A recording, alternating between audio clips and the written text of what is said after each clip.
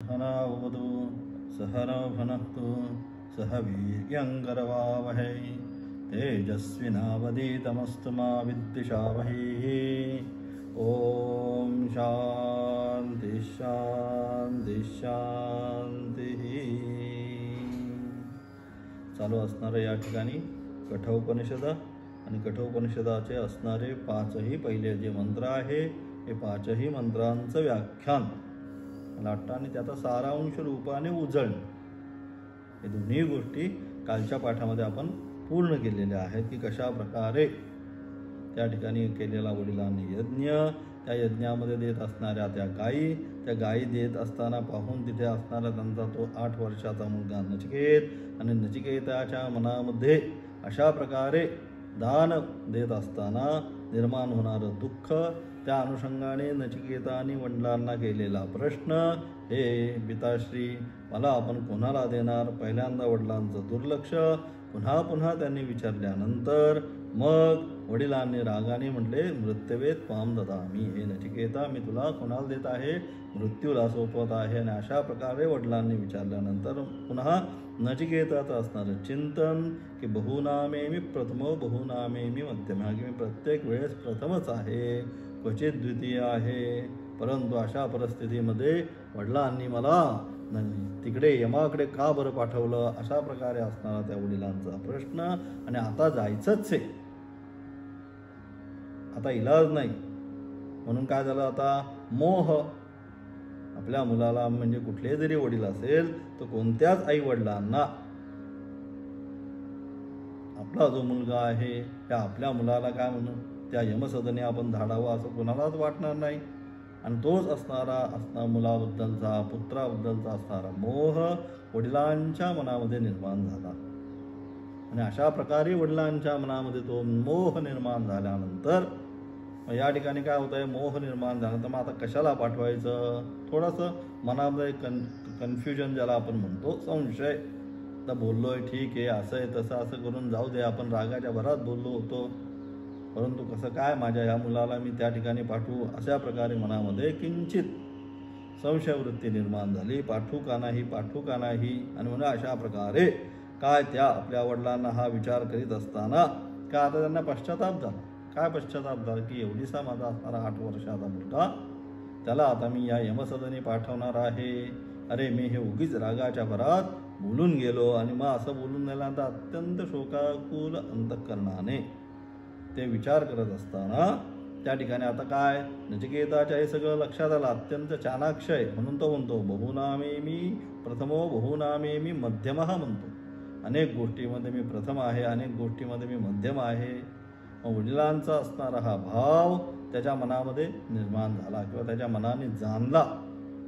आणि त्यानंतर काय म्हणतो? मग 6व्या मंत्राच्या द्वारे आता वडिलांना तो म्हणतो की अशा प्रकारे तुमचं जे वागणं आहे, आता तुम्ही एकदा मला दिलंय ना, मग दिलंय तर दिलंय, आता पुन्हा तुम्ही काय करा? याच्यामध्ये कुठल्याही प्रकारे काय कॉम्प्रोमाइज करायला जाऊ नका. कॉम्प्रोमाइज करून दिलं ठीक आहे, आता बोललेत बोल. आणि मग आता नचिकेत वडिलांना म्हणतो की हे जे आहे आपली सगळी जी परंपरा आहे किंवा जी शिष्ट परंपरा आहे, जी प्रतिष्ठित परंपरा आहे, त्या परंपरेच्या अनुषंगाने काय झालेलं आहे? काल पाहिल्याप्रमाणे आपलं जे वचन, प्राण जाये पर वचन न जाये. प्राण गेले तरी चालतील, परंतु एकदा दिलेलं दुसऱ्याला जे वचन आहे हे वचन कधीही खोटं होता कामा नये. हेच काय? ही ऋषी मुनींची परंपरा आहे, हीच आपल्या पूर्वजांची सुद्धा परंपरा आहे. आणि मग अशी जी आपली परंपरा आहे त्या परंपरेच्या अनुषंगाने तुम्ही सुद्धा काय केलं पाहिजे? आता वागलं पाहिजे. आणि तुम्ही जर आता तसं वागलं नाही तर मग काय होईल? भविष्यामध्ये तुमचं काय होईल? लोकांकडून तुमचा अनादर होईल. त्या ठिकाणी सुद्धा अर्जुनाचा हाच प्रश्न आहे की आता तू नाही बोलला, अवाच्य वादांच वहून वदिष्यन्ति तवाहिताः निंदन्तस्तव सामर्थ्यं ततो दुःखतरं किम. अरे हे अर्जुना, आता युद्ध करण्यासाठी या ठिकाणी आलेला आहेस आणि असं युद्ध करत असताना तुझं असं या सगळ्या युद्ध क्षेत्रातून जर आता म्हणत असशील काय की मी हे युद्ध करणार नाही, मी आता पळून जातो, किंवा मी आता मला हे काही नको, राज्य नको, काही नको, भिक्षचर्याम चरंती म्हणतोय भगवंतांना अर्जुन. हे मी भिक्षा मागेल ते चालेल, परंतु ही आपली लोक आहेत, या आपल्या लोकांना मी कसं काय मारून. पण म्हणतात भगवंत हे चालायचं नाही. वदिष्यन्ति तव अहिताः अवाच्य वादांश्च बहुन वदिष्यन्ति तव अहिताः निंदन्तस्तव सामर्थ्यम ततो दुःखतरं किं म्हणताय की असा जर तू या युद्धभूमीमधून जर निघून गेलास तर काय होईल. तुला अवाच्य न जे ऐकवणार नाही अशा शब्दामध्ये तुझी निंदा नालस्ती काही करतील. आणि मग काय हे अशा प्रकारची जी निंदा नालस्ती वाटेल ते तुला बोलतील. तू पळून गेला अर्जुन असा अर्जुन तसा ततो दुःखतरं किं. मग अशा प्रकारे हे सगळं झालं तर मग काय त्याच्यापेक्षा ते ऐकल्यानंतर तुझी निंदा नालस्ती तुला अवाच्य शिवा. अवाच्य शब्दाचा अगदी शुद्ध आपला मराठीमध्ये अर्थ शिव्या ते सुद्धा देतील. मग हे सगळं तुला ऐकवणार आहे का. आणि म्हणून मग ततो दुःख तरन किम सांगितलं. हे सगळं जर तू ऐकत राहिलास नंतर मग कायम तेच ऐकायचंय. आत्ता जो आहे हा क्षण निर्णयात्मक क्षण असतो जीवनामध्ये. काय तसा हा सुद्धा काय क्षण आहे, हा अत्यंत निर्णयाचा क्षण आहे. या निर्णयाच्या क्षणामध्ये तुझं म्हणशील हे माझे आहे, मी त्यांचा आहे, मी यांना का मारू. हे जे सगळं आहे हे तुझं सगळं जे शास्त्र आहे सध्यापुरतं काय कर आता गुंडाळून ठेव. आता युद्धभूमीत आलायस तस्मात युद्धस्व भारत सांगितलं. निर्णय मागच्या सांगितलं पंचमी जे आहे पंचमी शब्द काय करतो आता शब्द ज्याप्रमाणे आरंभ करतो त्याप्रमाणे पंचमी हा शब्द जो आहे हा पंचमी शब्द काय करतो निर्णय देतो काय करायचंय. तस्मात युद्धस्व भारत. आता काही एक्सक्यूज नाही. तो माझा आहे, तो माझा भाऊ आहे, तो माझा चुलत भाऊ आहे, ते माझे मामा आहेत, ते माझे सासरे आहेत, ते माझा असं अमुक आहे तमुक आहे. काही अमुक नाही तमुक नाही. सगळा विषय आता संपलेला आहे. आता एकच समोर आहे काय युद्ध. युद्धाशिवाय आता पर्याय नाही. म्हणजे असं सांगितल्यानंतर जर हे तू युद्ध आता जर टाळलंस हे युद्ध तू आता करायला पुढे उद्युक्त झाला नाही मग काय मग आयुष्यभर आपण म्हणतो एक निर्णय माणसाचा आयुष्यामध्ये जो चुकला तर माणसाला काय होतं मग आयुष्यभर ती बोलणी खायला लागतात. नातेवाईक असेल घरचे असतील तर बाहेरच्या असतील मित्र असतील. तुला तू तसा कसा वागला त्यावेळेस तुला कळत नव्हतं का एवढी साधी गोष्ट कायम माणसाला मग ऐकायला लागतं. तसं या ठिकाणी मला लक्षात मग हेच हाच उपदेश तसाच अगदी सेम कोण नचिकेत वडिलांना म्हणतोय की भगवान हे पिताश्री जर अशा प्रकारे तुम्ही हे आपलं जे वचन आहे आता तर म्हटलंय काय मृत्यवे त्वाम ददामीति. हे नचिकेता जा तुला मी मृत्यूला दिला आहे हे जे तुमचं वचन आहे ते वचन आता खोटं करू नका. कारण का आपली सगळी जी परंपरा आहे अथवा ऋषी परंपरा असेल गुरु परंपरा असेल आचार्य परंपरा असेल या सगळ्या ह्याच्यामध्ये काय या सगळ्या परंपरेमध्ये हेच शिकवलं आम्हाला. आपलं जे वचन आहे आपलं वचन कुठल्याही परिस्थितीमध्ये खोटं पडता कामा नये. आणि तेच या ठिकाणी 6व्या मंत्राच्या माध्यमातून नचिकेत वडिलांना म्हणतोय. काय म्हणतोय अनुपश्य यथा पूर्वे प्रतिपश्य तथा परे सस्यमिव मर्त्य पच्यते सस्यमिव जायते पुनः. की अशा प्रकारे काय ज्याप्रमाणे अनुपश्य म्हणजे पहा काय काय पहा तर ज्याप्रमाणे आपले पूर्वज व्यवहार करीत होते. आपले जे पूर्वज आहेत वडील आजोबा पंजोबा जे काय असतील ते आपले हे काय ज्याप्रमाणे व्यवहार करत होते त्याचा विचार करा. ते कशा प्रकारे व्यवहार करत होते हा सगळा व्यवहार जो आहे त्यांचा तुम्ही डोळ्यापुढे लक्ष द्या लक्षात घ्या. त्या कशा प्रकारे तुमच्या असणारे वडील असतील त्यांचे असणारे वडील असतील कसा व्यवहार करत होते हे सगळं तुम्ही लक्षामध्ये घ्या. जसा विचार करा त्याचा काय करा आता विचार करा. आणि त्याचप्रमाणे इतर हे झालं आपल्याकडलं वंशाच्या अनुषंगाने आपल्या कुलाच्या अनुषंगाने आपले वडील आजोबा पंजोबा कसे वागले हे तुम्ही विचार करा.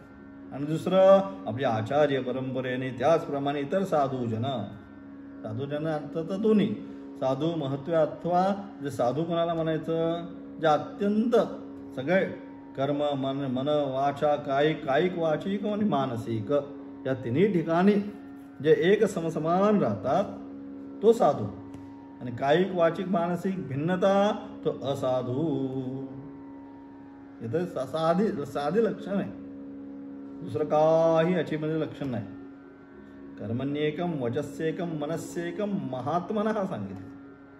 कर्मण्यन्यत मनन्यन्यत वचस्यन्यत दुरात्मनः सांगितलं.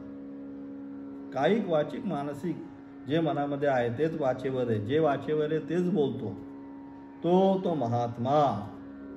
जे मनात आहे त्याच्या विरुद्ध बोलतो, जो बोलतो त्याच्या विरुद्ध करतो तो दुरात्मा. ही साधी व्याख्या आहे, यासाठी फार काय शास्त्र शिकायची गरज नाही. सरळ शास्त्राने व्याख्या करून कायिक वाचिक मानसिक ज्याची एक रूपता आहे, भिन्नता नाही, एक समसमान चालतो तो महात्मा. म्हणजे आपल्यामध्ये पण अनेक असे लोक असतात की ते काय जसं बोलतात तसंच वागतात, आणि जो बोलतो एक करतो एक आणि मनात एक, सगळ्या ठिकाणी भिन्नता आहे. शास्त्र त्याला म्हणतं दुरात्मा सांगितलं शास्त्राने. असा जो आहे ना तो दुरात्मा आहे, त्याचा काही उपयोग नाही, त्याच्या विश्वास पात्रतेचा नाही. पण अशा लोकांची संख्या आता जास्त आहे, महात्मा लोकांची संख्या कमी आहे. आता कलियुगामध्ये तर सगळ्यात तोच विषय, काय कोणावर विश्वास ठेवायचा. आता तुम्ही सगळीकडे बघताय, टीव्हीचा चॅनल लावला की सगळं दिसायला सुरुवात होते. आज ह्याच्यात होता तर उद्या तर आणखी कुठं जाईल, परवा आणखी कुणाकडेच दिसेल. काही तिथं निष्ठा नाही, काही नाही. त्याचा काही उपयोग नाही. आणि म्हणून अशा प्रकारे या ठिकाणी काय मग नचिकेत वडिलांना म्हणतो की आपल्या वंशपरंपरेने असो अथवा गुरुपरंपरेने असो, हे काय इतर साधूजन म्हणजे अशा प्रकारे ज्यांच्यामध्ये कुठल्याही प्रकारची भिन्नता नाही, जे बोलतील तेच करतील, जे करतील तेच मनामध्ये ठेवतील, तेच साधू. आणि म्हणून अशा प्रकारे काय इतर साधूजन सुद्धा कसं व्यवहार करतात, अशाच प्रकारे व्यवहार केलाय की जसं बोललेत तसंच केलंय. त्याचप्रमाणे इतर साधूजन सुद्धा काय वर्तमान काळात कसा व्यवहार करतात ते सुद्धा पहा. भूतकाळात तर जाऊ दे, सध्या सुद्धा तुमच्या समोर इतर जे साधूजन आहेत ते साधूजन कशा प्रकारे व्यवहार करतात. हे गुरु हो, हे पिताश्री, तुम्ही हे बघा. कारण का तुम्ही जर ह्या व्यवहारामध्ये काही इकडे तिकडे करायला गेलात, व्यवहार प्रथम आचरण प्रथम, तर मग काय होईल. कारण याचं असं, कारण हे जे शरीर आहे मनुष्य शेतीप्रमाणे उत्पन्न होतो आणि नाश पावतो आणि पुन्हा शेतीप्रमाणेच उत्पन्न होतो. सस्यमिव, सस्य म्हणजे धान्य.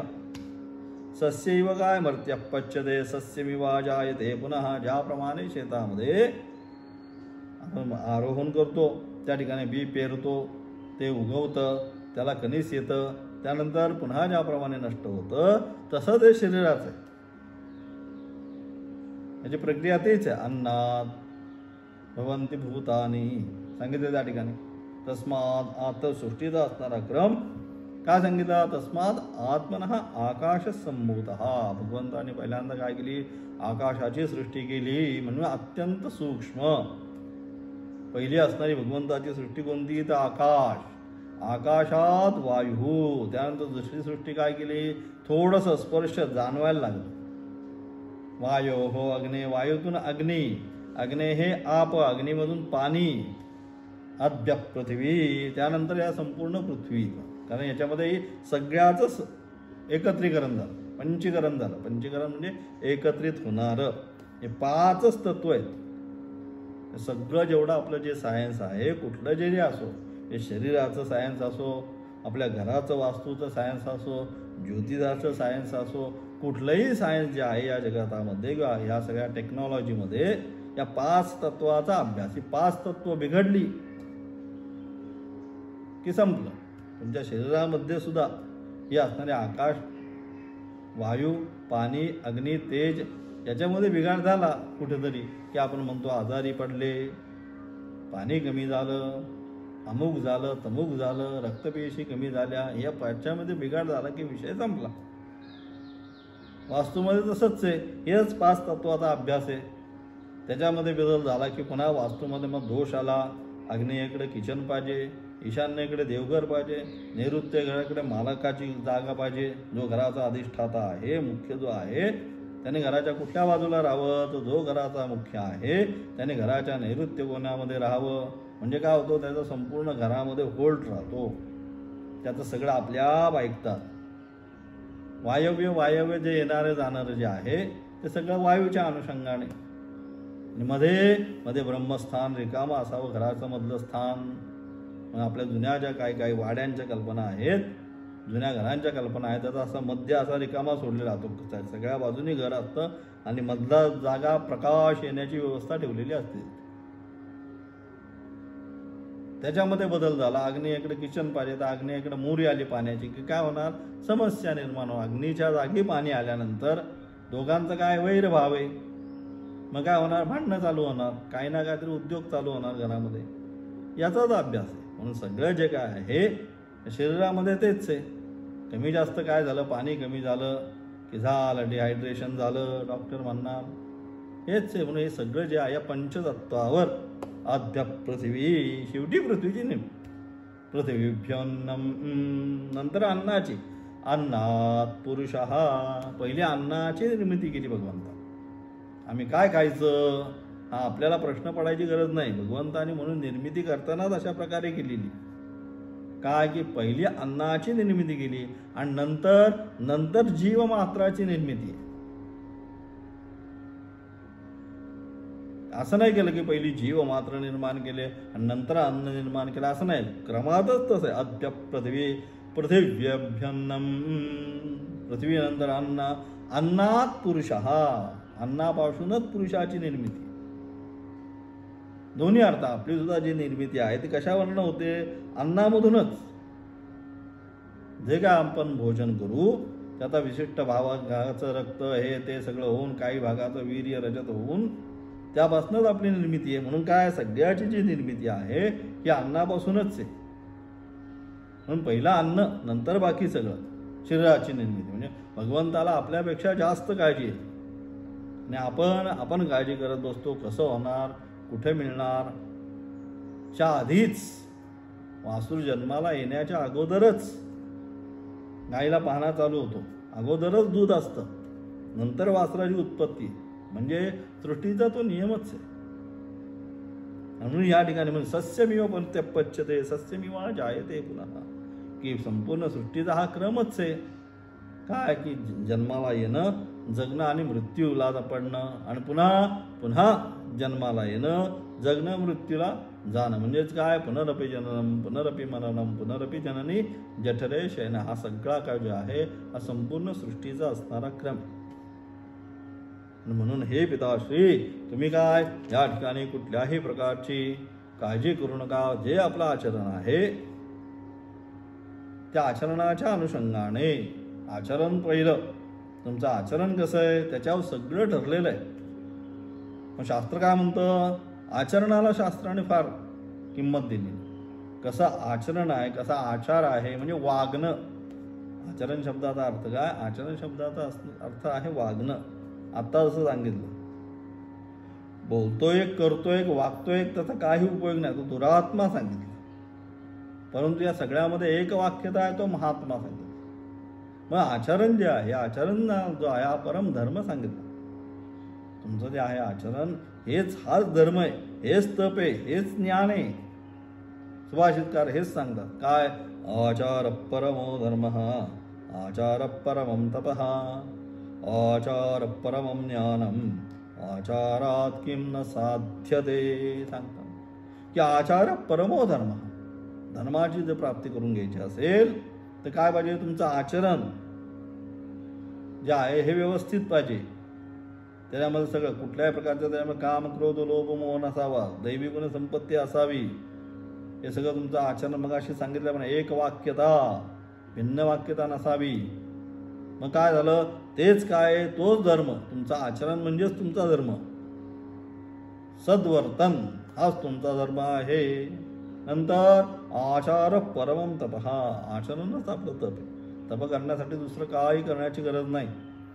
म्हणजे अशा प्रकारे एक वाक्यता आहे, काचिक वाचिक मानसिक, त्याला कष्ट निश्चित होतील, परंतु या सगळ्यामध्ये ज्याची एक वाक्यता आहे, त्याचं आचरण शुद्ध आहे, ते आचरणच त्याचं तप आहे.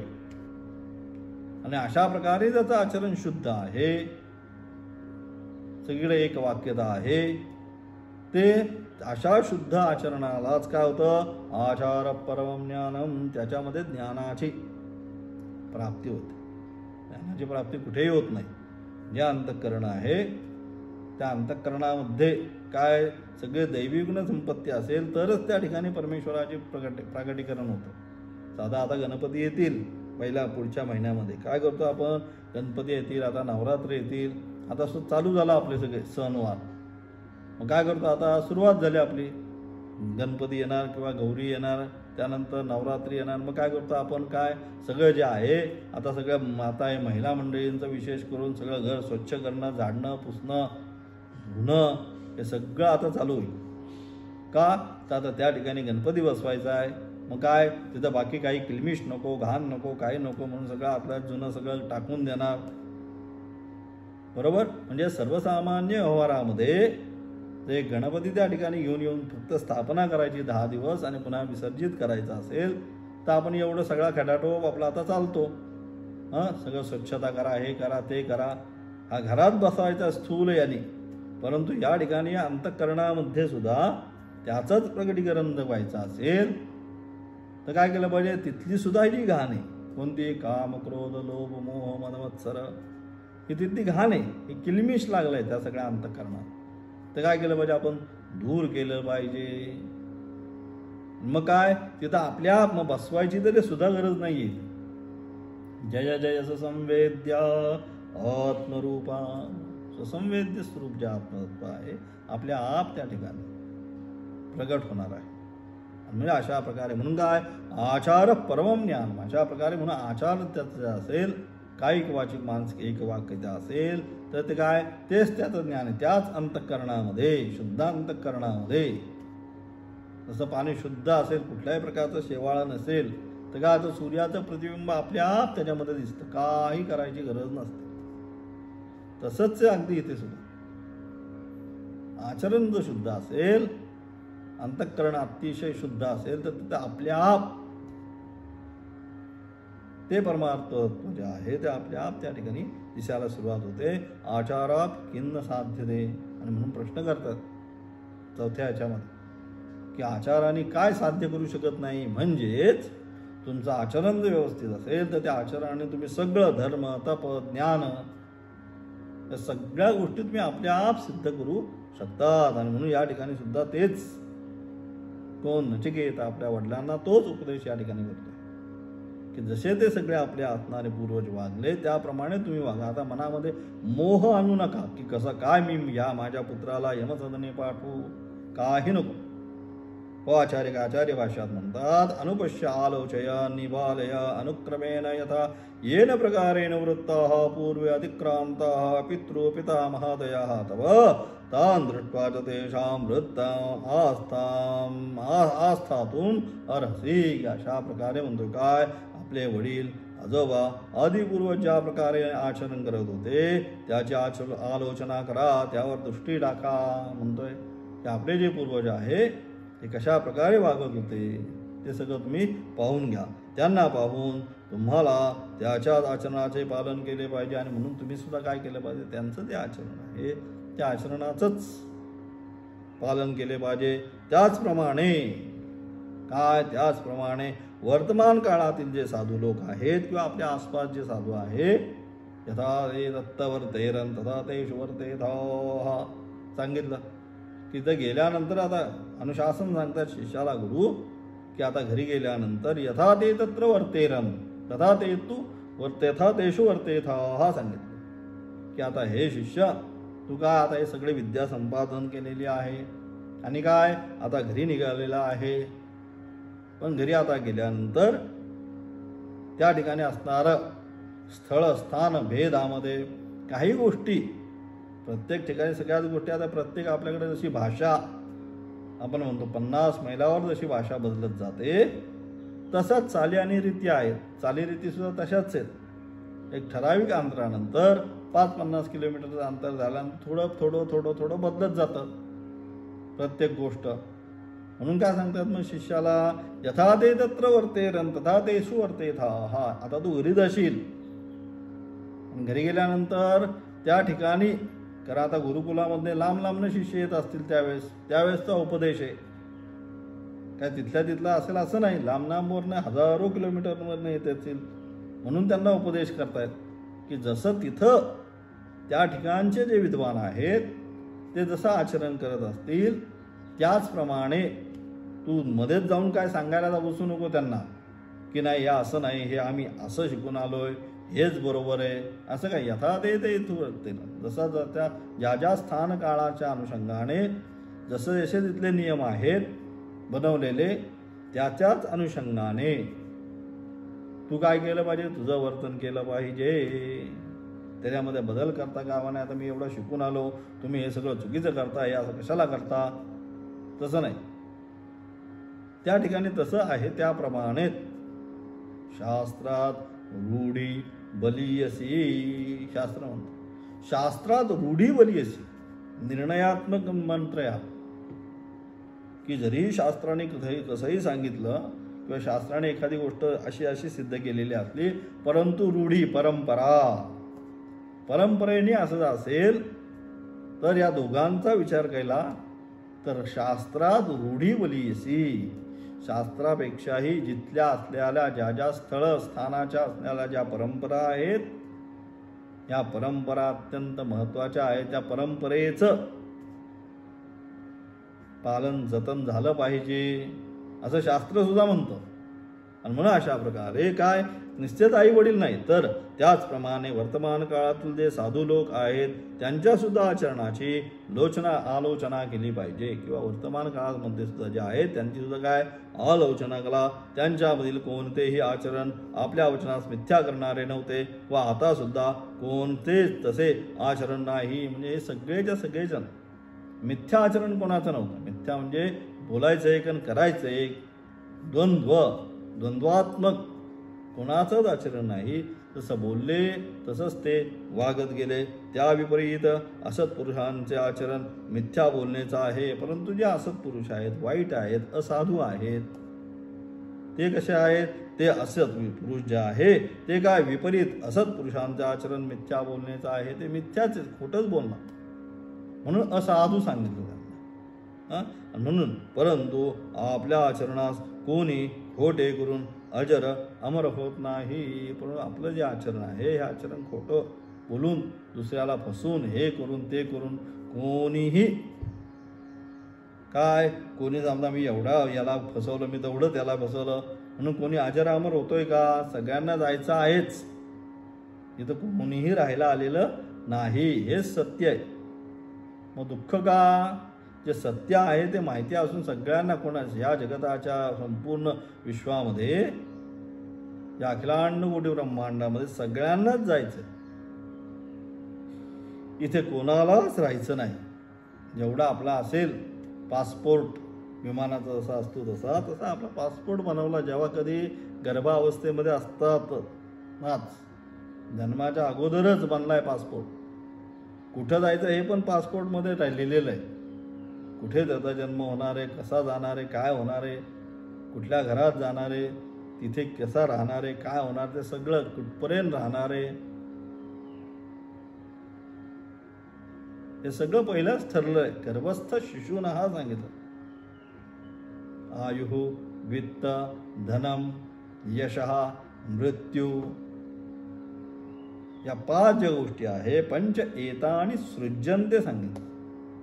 गर्भस्थैव शिशूनः, शिशु गर्भामध्ये असतानाच या 5 गोष्टी त्याला मिळतात.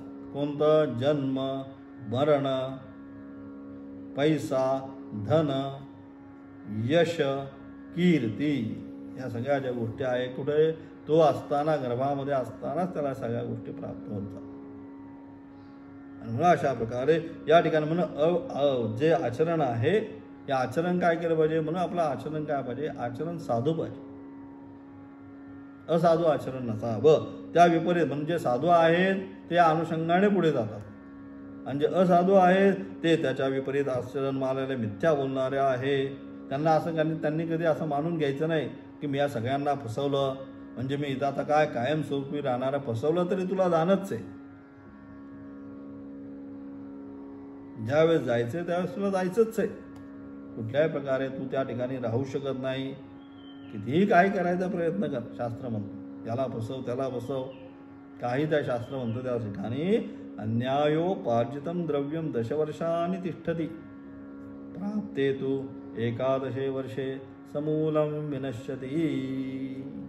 जे द्रव्य आपण जो पैसा धनसंपत्ती अन्याय उपार्जित करतो, दुसऱ्यावर अन्याय करून आपण प्राप्त करून घेतो, ते किती होतं, ते आपल्या घरी दशवर्षांनी तिष्ठती. ती संपत्ती पापाने प्राप्त केलेली जास्त राहत नाही आपल्या घरामध्ये. फार फार तर शास्त्र म्हणतं त्याला दशवर्षांनी तिष्ठती. तुमच्या घरामध्ये फक्त 10 वर्षापर्यंतच राहू शकते.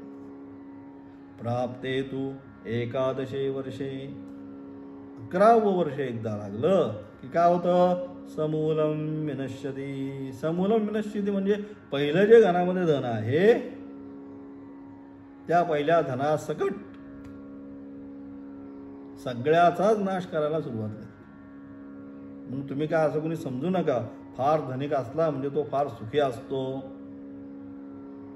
त्यांचे प्रश्न त्यांनाच माहिती असतात. त्या सगळ्यांच्या घरामध्ये असा एक प्रश्न असतो ज्याला म्हणतो आपण अनआन्सर क्वेश्चन. अनआन्सर क्वेश्चन म्हणजे त्या प्रश्नाचं उत्तर सापडत नसतं त्यांना. सगळीकडे जातात, पत्रिका बघतील, हे बघतील, ते बघतील, इकडे जातील तिकडे जातील, कोणी काय सांगतील ते करतील, हजारो लाखो रुपये खर्च करतील, पण त्या प्रश्नाचं उत्तर त्यांना मिळत नाही. का, प्राप्ते तू एकादशे वर्षे समूलम विनश्यती. 11वं वर्ष एकदा निर्माण झालं की ते अन्याय उपार्जित जे द्रव्य आहे ते पूर्व धनाला सुद्धा बरोबर घेऊन सगळ्याचा नाश करायला ते आरंभ करतं. मग त्यांच्या घरामध्ये कुठल्याच प्रकारची ज्या अशा प्रकारच्या समस्या असतात की ज्याचा आन्सर उत्तर कुणी देऊ शकत नाही. म्हणून काय सांगितलं, म्हणून दुसऱ्याला फसवून या ठिकाणी दुसऱ्याला फसवून कोणी अजर अमर होत नाही. कारण का, कारण मनुष्य शेतीप्रमाणे उत्पन्न होतो व पुन्हा नष्ट होतो. संपूर्ण जे मनुष्य आहे का आपलं हे ते आहे जन्माला येणं आणि मृत्यू. दुसरं काय, जातस्य ही ध्रुव मृत्यू ध्रुवम जन्म मृतस्य च.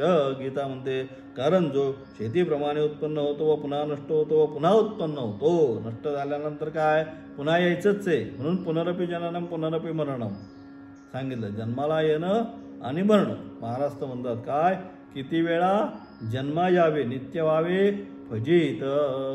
किती वेळा जन्माला यायचंय, सारखं तेच जन्माला येणं मरणं, जन्माला येणं मरणं, हेच आम्ही करतोय, दुसरं आम्ही काही करत नाही. आणि ते जर होऊ नये तर काय केलं पाहिजे, अनन्य भावाने परमेश्वराची प्राप्ती करून आपल्याला घेतली पाहिजे. आणि म्हणून अशा प्रकारे उत्पन्न होत जातो. अशा प्रकारे अनित्य जीव लोकामध्ये असत्य आचरण करून काय फायदा. आणि म्हणून अशा प्रकारे अनित्य स्वरूपाचा लोक आहे, अनित्य स्वरूपाचा नाही, हा राहणारा नाही, किंवा या लोकामध्ये आपण राहणारे नव्हतं. तेवढंच आहे आपलं, मी सांगितलं मग अशी प्रमाणे तेवढाच पासपोर्ट आहे की एवढाच 50 वर्ष 40 वर्ष 60 वर्ष तेवढंच राहायचं, त्यापेक्षा जास्त राहायचं नाही. आणि म्हणून आपण सत्याचे पालन केले पाहिजे. म्हणून तुम्ही सुद्धा काय करा, हे पिताश्री आपले पूर्वज जे आहेत अथवा जी गुरुपरंपरा आहे ती ज्याप्रमाणे सत्यमार्गावर राहिली तसंच तुम्ही सुद्धा सत्यमार्गावर राहिलं पाहिजे, सत्याचं आचरण केलं पाहिजे. आणि म्हणून काय करा, तुम्ही मला यमराजाकडे पाठवून द्या. म्हणून तुम्ही मनामध्ये शोक काही करू नका, काळजी काही करू नका. आता बोललाय ना मृत्युवेद त्वाम ददामी ती, तर त्या अनुषंगाने मला तुम्ही यमाकडे निश्चितपणे पाठवून द्या. आणि अशा प्रकारे सांगितल्यानंतर मग काय झालं, देव जो आहे नचिकेत त्या ठिकाणी असणारा कुठे गेला, यमसदनी गेला. त्या तिथे गेल्यानंतर पुन्हा असता आता यमाचा आणि नचिकेताचा असणारा संवाद त्या ठिकाणी आता आरंभ होईल. तो असून 7व्या मंत्राच्या माध्यमातून. ओम तत्सत.